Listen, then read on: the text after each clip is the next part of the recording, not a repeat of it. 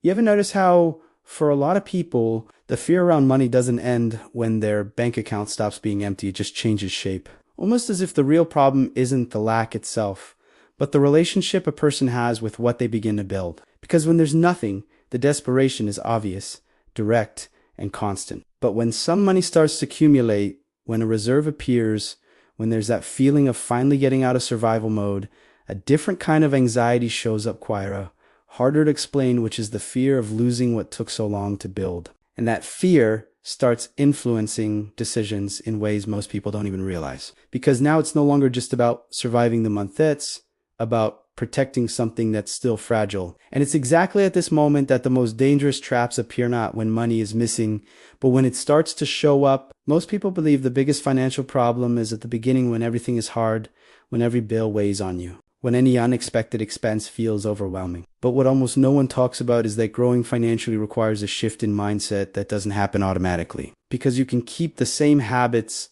the same impulses, the same emotional reactions, just now dealing with bigger amounts, and that turns small mistakes into much heavier consequences. That's why so many people increase their income, improve their lifestyle, but remain stuck in a cycle that never truly resolves because their behavior didn't grow along with them. There's a very common illusion that shows up right at this stage. When life starts giving signs of improvement, the idea that everything is now under control, that you can finally relax, that you can live without so much worry, and that feeling seems fair.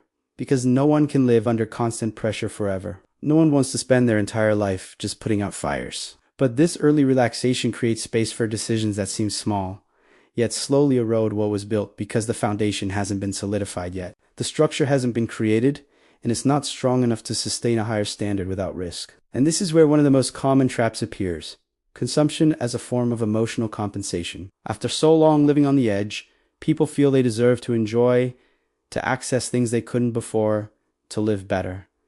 And that's true to a point. But when that compensation starts, before the structure is solid, money stops being a tool for stability and becomes a way to relieve the past. And that creates a dangerous pattern. Every improvement becomes a justification to increase your cost of living, and every increase reduces your margin of safety. The problem isn't enjoying le fait. Problem is turning temporary improvement into a permanent commitment. A one-time expense doesn't ruin anyone, but a fixed high standard requires constant support. And once someone gets used to that standard, they become dependent on their current income to keep everything running. That drastically reduces freedom, because any fluctuation becomes a threat. Any problem becomes tension. And the sense of security that should be growing starts to disappear. At the same time, another trap grows along with wealth: the need to signal success. Human beings like recognition. They like to show progress to validate their own, but there's a huge difference between having wealth and looking like you have wealth. And when someone starts prioritizing appearance, they begin making decisions based on how others perceive them, not on their actual reality. That leads to choices that silently drain resources, because maintaining an image is expensive. And that cost rarely shows up clearly at the beginning. Meanwhile, external pressure also starts to grow as your life improves.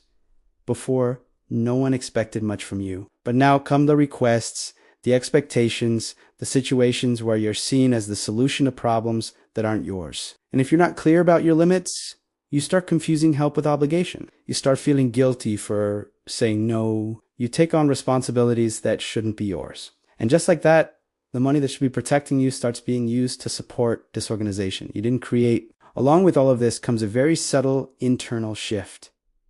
The false sense of control. After a positive period, after a few organized months, after seeing your money grow, you start to believe you've figured everything out, that you now fully control your financial life, that you don't need to pay as much attention anymore. And that's exactly when control starts slipping away. Because money doesn't respond to what you already did, responds to what you keep doing. And when attention drops, mistakes come back first, small, then bigger. These mistakes don't show up all at once. They creep in gradually. An unplanned expense here, a more expensive habit there, a decision made without much thought. And because the initial impact is small, you don't notice the deviation. But over Chimi, that deviation grows, and when it finally becomes visible, it has already eaten into an important part of your safety margin. Recovering from that takes much more effort than it would have taken to avoid it. Another very common trap at this stage is unnecessary complexity. People start believing they need to do more to grow more. They open multiple fronts, get into different types of investments without fully understanding them. Mix goals, lose clarity about what is reserve and what is available money. And that confusion increases the risk of mistakes because the more complex the structure, the harder it is to maintain, especially without enough knowledge and monitoring. At the same time, your reference point changes. You start being around new standards, new environments, new people, and what once felt sufficient starts to feel basic. That shift creates a silent pressure to keep up with lifestyles that are not yet sustainable for your reality. And that leads to decisions based on comparison, not necessity, which is extremely dangerous because comparison never ends. There's always a higher level. While all this is happening, mental fatigue begins to show up. Maintaining discipline takes energy, attention, constant decision making, and no one can sustain that at full capacity all the time. So people start looking for shortcuts.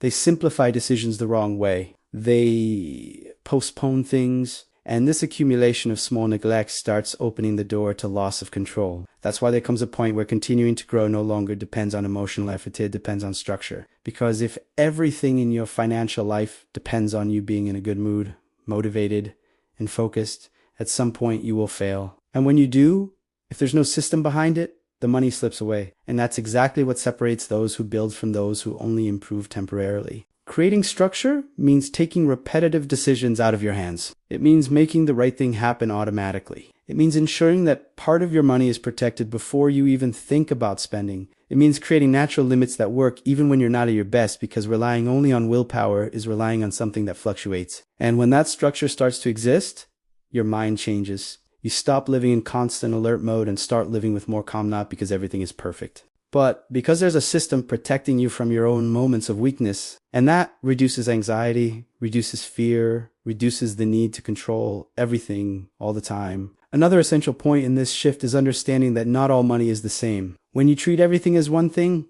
everything feels available. And when everything feels available, impulse takes over. So assigning a purpose to your money before using it is one of the simplest and most effective ways to avoid mistakes, because it makes clear what can be used and what can't. And that changes behavior without requiring constant effort. It's also necessary to create distance between you and the money that shouldn't be touched. The easier the access, the greater the temptation. And this isn't about lack of control, it's about how the brain naturally works. So protecting your money also means making it harder to access on a daily basis, creating barriers that prevent impulsive decisions. Reducing the number of daily financial decisions is also essential. Making decisions all the time is exhausting, and when you're tired, you make worse decisions. So the more things are defined in advance, the lower the chance of error. And that transforms your relationship with money. It stops being a constant burden and becomes something lighter, more predictable. And maybe the biggest shift of all is understanding that you don't need to speed up growth, you need to stop sabotaging yourself. Because many problems don't come from a lack of income, but from leaks caused by poorly thought out decisions. And when those leaks are eliminated, growth happens naturally, consistently, and much more sustainably. Over time, this brings a different kind of feeling. It's not euphoria, it's not excitement, it's not that rush of a quick win. It's something quieter, more stable, the calm of knowing you're no longer stuck in the same cycle, that you're moving forward in a real way, even if slowly. And that completely changes how you see money. Because in the end, the goal was never to accumulate numbers, it was to gain mental freedom. It was to stop living with constant fear. It was to turn financial problems into solvable situations. And that only happens when money stops being emotional and becomes structural. If you made it this far, comment the word structure, so I know you really understood the shift, and take the time to like and subscribe, because the next content will show you how to keep evolving without falling into the traps that make so many people go back to square one.